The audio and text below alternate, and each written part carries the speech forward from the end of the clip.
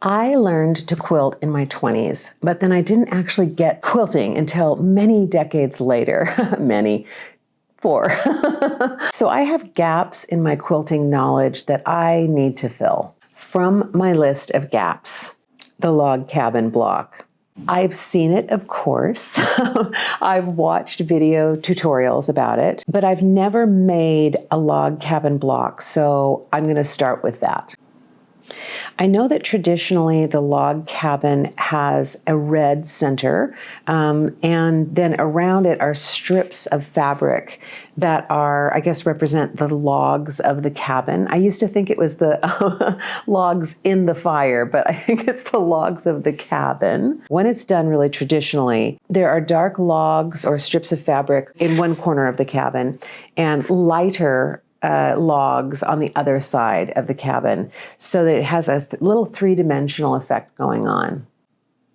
So the log cabin block, I mean, as far as quilt blocks go, is fairly prescriptive, but it is amazing how many ways you can put the blocks together to create the design of the overall quilt. This couple that I found during my research showed 29 different designs with their log cabin blocks. This is just 4 of them. Okay, as I was putting this together, I realized that I put together my log cabin block wrong. I did it wrong. I was wondering why it wasn't doing the stair step the way I had expected. You can see on the corners, it's 2 different colors on the corners. It's not supposed to be. This was the red that I started with. This was the first color, and then I think that this should be here. Well, this would make a great pillow. It'll actually make a very cool pillow. If I actually try to put together a quilt with these blocks, it would not go together correctly. So I'm going to go ahead and redo this.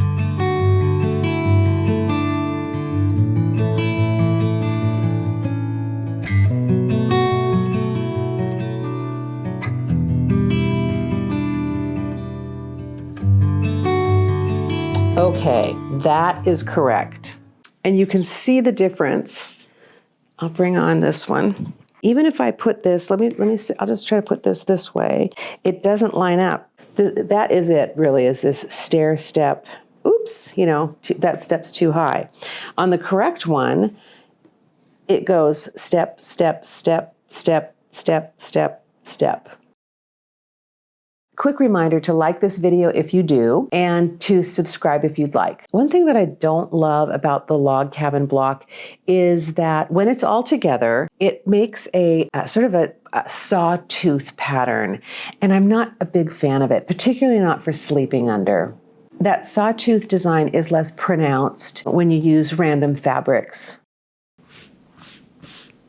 I have a quilt design app. So I went in there to look at what their templates were for log cabin. That first one is the one that we did correctly. The second one, the square in the middle looks larger. The third one, I think that the logs are fatter. And I think the fourth is similar to Courthouse Steps, where the darks are on opposite sides from each other and the lights are on opposite sides from each other. There is also a quarter log cabin block. I'm going to make one of those.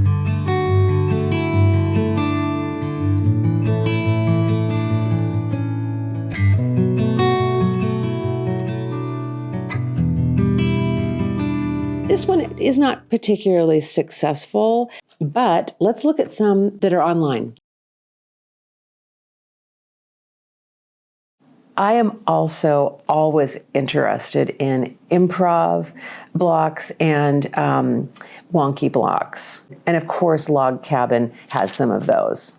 This content creator, who I don't think is making new videos anymore on YouTube, which is too bad because she is so good.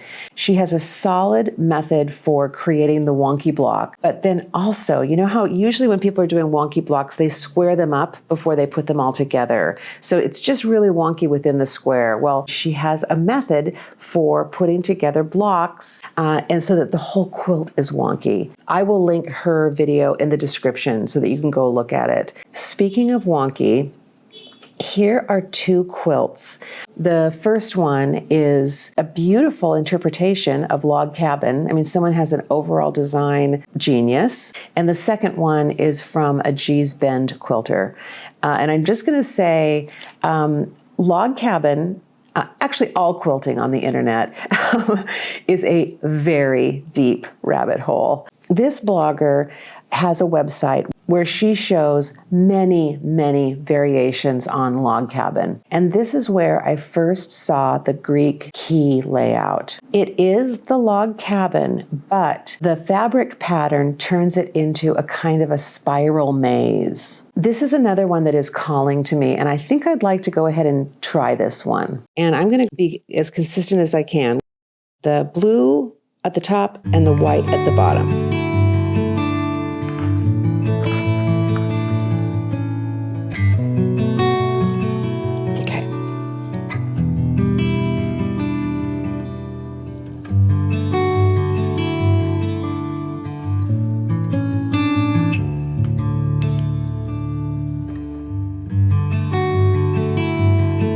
It's funny about personal taste in quilts, in design, in color, in fabric styles. A woman on Reddit was trying to decide between 6 layouts for her log cabin quilt. Beautiful block, and she had put these 6 options out and asked people for their opinions. The responses were so strong and all over the map. This is one of my favorite acknowledgments that we all have different tastes, and thank goodness we do. So I understand the log cabin block better than I did before. That was the purpose of this. And I have a pillow. So what is the next step for me with log cabin? I am considering the Greek key layout as a possibility. I'm going to sit with that for a while. And I'm also thinking about the Gee's Bend one. I would not be able to recreate that. It would have to be an inspired by. But what I love about it is that it kind of looks like in a horror movie when you're looking down the basement stairs. And I would love to have something like that hanging on my wall. We put so much into making a quilt. And if you are like me and you hand quilt it, you have to have a pretty rigorous process inside to decide whether to move forward or not. As this creator said about the log cabin block, if you went on Google and looked at how many log cabin settings there are, there's hundreds and hundreds of ways to set it. Do you like log cabin? Have you made one before? Would you ever make one again? And how would you choose which one to go with? Thanks for being here. See you next time. Bye. My favorite thing about this is the little cat tail, the cat bum, and this little guy sort of looking like he doesn't like to have the cat's butt in his face.